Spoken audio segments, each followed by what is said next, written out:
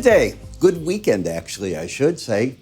I'm Epstein here with your SPDR ETF stock market wrap-up. This is your weekend edition for Sunday, the 9th of February, 2025. I hope you're like me. You're going to have a big party, Super Bowl party in America, watching the ball game tonight, and that's why I'm doing these all now. I wanted to get them out of the way so I, too, can enjoy it. We have a lot of people coming to the house. I mean, a lot of people, and I got to cook ribs and chicken and everything, so I'll be busy.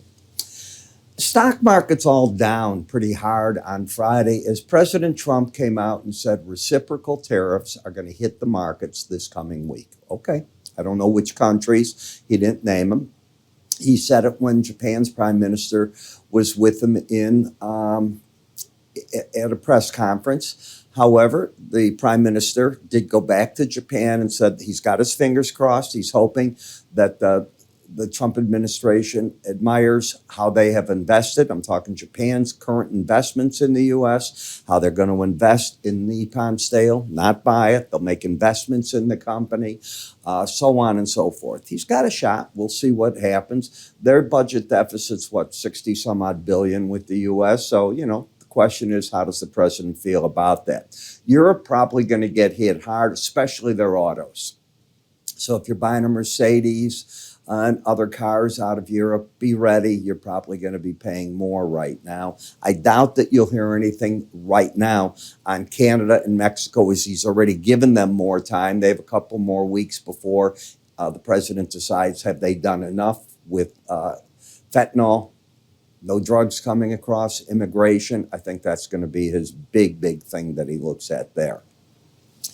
We don't have any real economic data in front of us Monday or Tuesday in the U.S. in economic data reports. Yes, we'll have different companies, and they'll say whatever they say in the earnings as it gets dragged out, as you know. What you do have is Fed Chair Powell speaks in front of Congress on both Tuesday and Wednesday. This is the semi-annual meeting that he has. He'll be asked about the restrictive policy that he has on interest rates, how long it's going to stay like that. His answer has to be the economy is strong, labor market is still very strong, wage labor has been picking up. It needs to stay restrictive until it doesn't. I mean, it's really that simple. And, I know it sounds funny, but it's the way it is. So let's see what happens there. When we look at the markets, one of the things that I'm looking at now is Uber. I think it's really time to zero in. Number one, it's been going sideways for a long period of time. As you could see, the market has been stuck here and going in this sideways pattern since basically last year at this time. Hasn't really gone one way or the other, breaking out. But I think that what's happening now that robo-taxis from Elon Musk are getting ready for a summer debut. We're seeing better things with Waymo, expansion of that. People backing out of the business, such as GM and others, will back out. I think the natural winners are the ride-hailing services that can support all that. Why would you do it any other way? I mean, yeah, they have to work out the deals. How does Musk get paid? How does Waymo get paid? There's so many things that have to be worked out. But I think they're the ones that end up the winner at this point. They've already got the apps. They have the following. Why would you abandon that? Why redo the wheel? So I look at the pattern, and it's a strange pattern, but it's bullish. The market had an outside day to the downside. Watch. Right here. Outside week. This is a weekly chart. If you take out the week's high right there, what often happens is that's called a bear trap.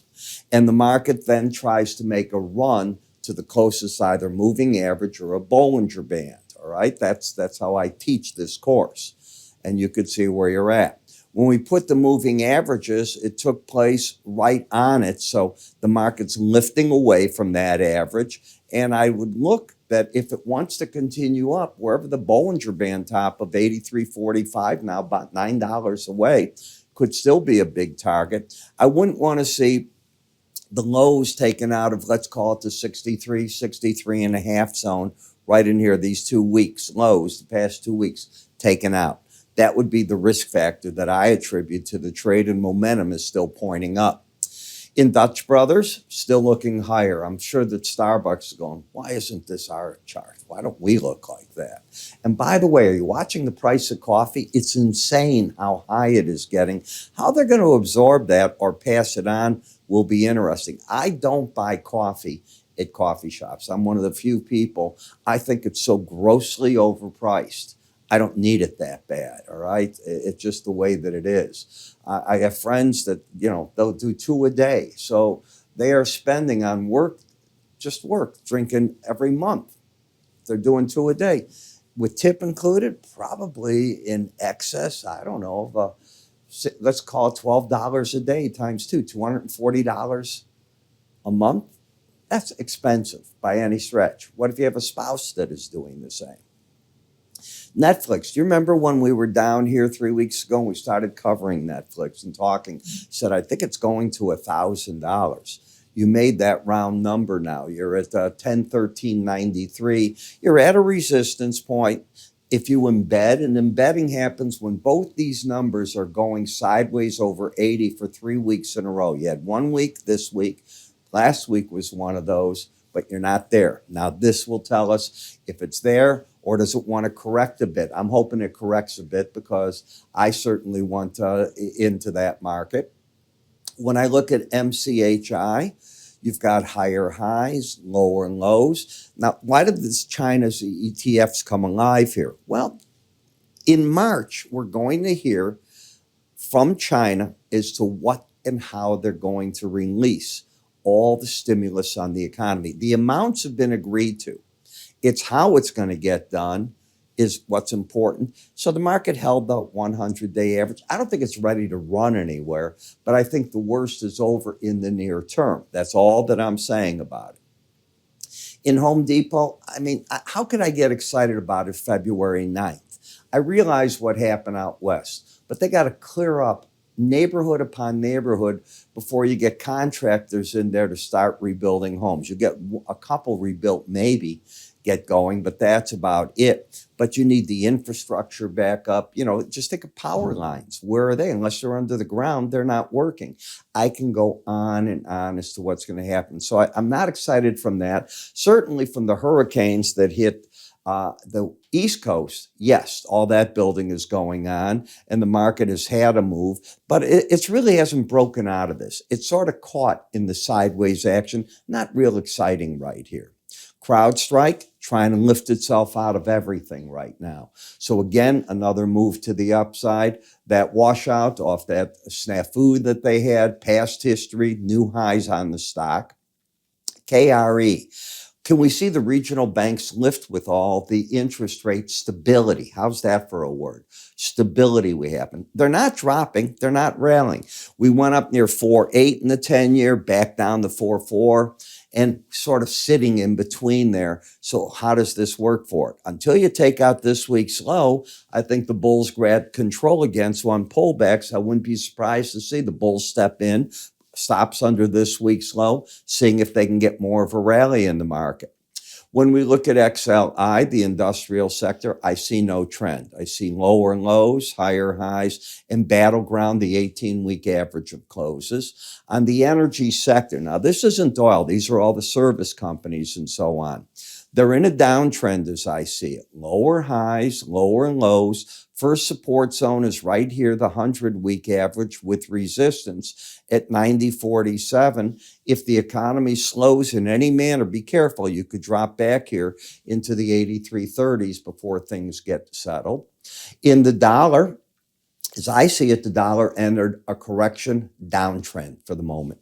Lower highs, lower lows. To negate this, you have to get back over 29.90. Don't do that. You might be headed into the 28.70s to find better support between the lower Bollinger Band and the 100-week average of closes. I am a bull in gold. I've got clients, if you're in my advisory service, you've been in it a while. I've had you take some money off the table at the upper Bollinger Band, and I aggressively want you to be a buyer if you get your embedded trade off the weekly chart again. Otherwise, you're holding your what we'll call the core position. Let it run. I don't see inflation being resolved anytime soon. Copper. What the heck happened in copper that it went up nearly 8% for the week?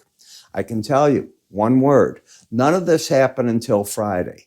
And when President Trump said he's ready to put out the tariffs, and copper's been on that list that's been circulating as one of the metals, it just exploded to the upside, negated the whole downtrend. Now it's sitting and waiting. So interesting time. And when you look back, you see the 100, the 200-day average, and the combination of the Bollinger Band all supported the market, which is something we've been talking about here. And now it's happened. I want to remind you, one of my favorite tools that I tell my clients that I think they should work with is right here, the enhanced Bollinger Band. So what's enhanced mean? It's not just how you work with the Bollinger Band, it's how you tie momentum in it. Turn on CNBC. Take out a pen. Tell me how many times you hear them talking about what's called momentum trades. Where do they go? How do you know where the resistance might show up? Well, one of the ways that I discovered many years ago to work with it is my version of slow stochastics, how I interpret it combine that with the Bollinger Band. Because 95% of the time, when the market hits a Bollinger Band high or low, it becomes a key resistance point in the market. How do you take the course? How do you get it? It's pretty simple. Just go to the word education on our website, iraepstein.com. It's all laid out there for you. Move your cursor up here. It'll take you there as well. With that, I'm Ira Epstein. You have yourself a great weekend. Good Super Bowl. I'll catch up with everybody in the morning. Take care now.